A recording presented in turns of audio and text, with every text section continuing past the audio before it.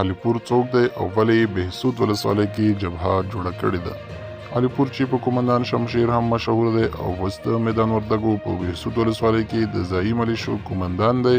له دې مخکې له رسنیو سره په مرکه کې ویلي دي چې تر دې مخکې د عبدالعلي مزاري په مشرۍ د وحدت ګوند یو قومندان و. نو که زموږ چینل مو نه وي سبسکرایب کړی، چینل سبسکرایب او ترڅنګ یې د ګونګړي نشان ووهئ. دی وایي کله چې په 1482 کال کې د حکومت د وسله والو کسانو بې وسلې کول پیل کړل، ده هم خپله وسله حکومت ته وسپارله او د کابل بهسود په لار یې د مسافر وړونکو موټر چلول پیل کړل.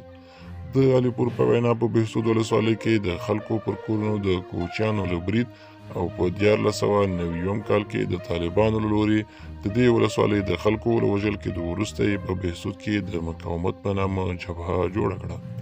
خو شواهد ښیي چې د قومندان شمشیر فعالیتونه تر غور، دایکنډي، غزني، ارزګان، سرپول او بامیانو پورې هم رسېدلي دي. علیپور وایي د میدان دره د مرګ په درې نومول شوې وه. موږ څه کړی وای؟ خلکو څه کړی وای؟ هغه دولت چې پر خپلو پوستو یې برید وشو، درنه وسله له څو قدمۍ له میدان ښار څخه هم رسېده، خو چا اقدام ونه کړ. نوموړي تر اوسه د خپلو وسلوالو د کره شمېر په تړاو څه نه دي ویلي، خو په دې پورې یو اړوند کس ویلي چې علیپور یوازې په بهسود کې 2000 وسلوال کسان لري. د علیپور له کسانو رضا وایي موږ یې اړ کړو، هره ورځ په 2 نمبر لویه لار د میدان دره کې په زرګونه تنه یرغمل نیول کېدل او وژل کېدل.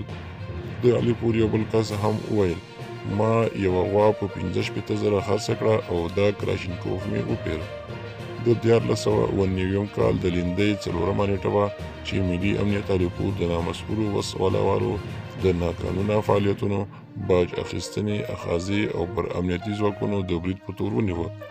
خو د څو ولایتونو ځینو اوسېدونکو شاوخوا 5 ورځې د حکومت له بنده د هغه د خوشي کېدو لپاره په تاوتریخجنو اعتراضونو لاس پورې کړ او بالاخره علیپور د ولسمشر د دویم مرستیال سرور دانش په منځګړیتوب د یوې هوکړې له مخې خوشي شو او بیرته بهسود ولسوالۍ ته ولاړ.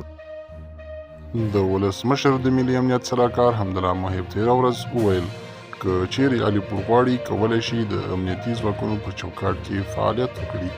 که چیرې غواړي له خپل هېواده دفاع وکړي، را دې شي د نورو افغانانو په څېر چې هره ورځ د هلمنده تر بدخشانه قرباني ورکوي، د خپلو امنیتي او دفاعي ځواکونو په لیکو کې دې ودرېږي. شاوخوا یوه نیمه میاشت وړاندې په 2یم ځل د بهسود ولسوالۍ په حصه اول کې د ځانګړو امنیتي ځواکونو او د علیپور د وسلوالو ترمنځ نښته وشوه چې لږ تر لږه 12 تنه پکې ووژل شول او 15 تنه نور ټپیان شول. په وروستي ځل بیا ترینګلتیاوې تر هغې وروسته زیاتې شوې چې علیپور د خپلو وسلوالو لوري په بهسود ولسوالۍ کې د یوې چورلکې را نسکورول ومنل. حکومت له دغې پیښې وروسته خبرداری ورکړ چې نوموړی به مجازات کړي. په دې لړ کې وړمه ورځ ملي دفاع وزارت اعلان وکړ چې د علیپور پر کسانو د امنیتي ځواکونو په بریدونو کې د هغه 12 کسان وژل شوي او 6 تنه نور ټپیان شوي دي. بل خوا عام ولس قهرېدلی او د علیپور علني محاکمه غواړي او زیاتوي چې تر هغو علیپور ژوندی وي، جنگ جګړې او یا هم عملیات کول هیڅ معنا او ارزښت نه لري. نو له هغې راهیسې تازه امنیتي ځواکونو د نامسؤله وسلوالو او باغي علیپور د مهماتو یو ډیپو نیولی. یو شمېر هېوادوال له ملي دفاع او کورنیو چارو وزارتونو څخه غواړي چې د ولس په سترګو کې دې خاورې نه شیندي او ولس دې په مهماتو نه غولوي. ولس د علیپور د مرګ تږی دی. تر هغو چې علیپور ژوندی وي دا مهمات هیڅ ارزښت نه لري.